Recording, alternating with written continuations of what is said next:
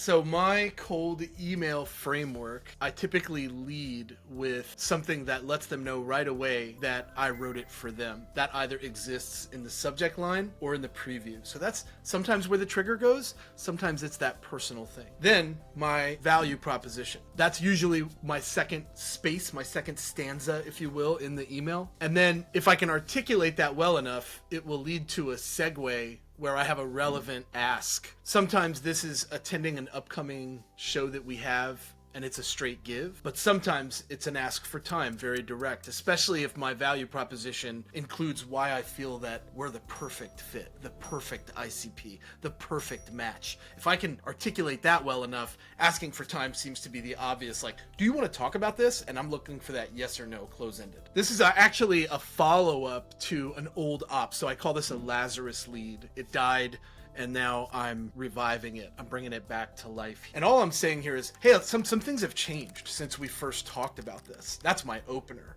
right? That's a nice warm opener. This is cold calling, right? This is what they do, is cold calling, right? So I'm like, this has become a huge need for our audience. I can't think of anyone I'd rather have sponsoring our cold calling shows than company name. And this is where I get like direct proposal. Let's schedule a few minutes next week. Let me share what's changed and why our audience is full of your buyers and champions, right? Like, this is the straight T. I don't want to sugarcoat it. I want to be very, and then like, are you two in? That is direct. But look what he responded 7 minutes ago. He said, sure, James, let's chat and you can convince us. Why don't you suggest several times on these 2 days or share a calendar? So now I'm going to have my two decision makers, my champion and the guy that actually pulled, and he's like, convince me. And that is the perfect opportunity for me to go head first at this. This is a form of multi-threading that I refer to as ribbons. And you can do this cold as well. It's interesting. If I take a CRO and a RevOps director and I put them on the same email thread, and then I take the two VPs of marketing or a VP of marketing and a CMO and put them on a different thread, and I have one val prop going there and another val prop going here, and then one day, after 7-8 times going back and forth with both of these people, I can close that loop and get a call with 4 decision makers with 2 different budgets to work with,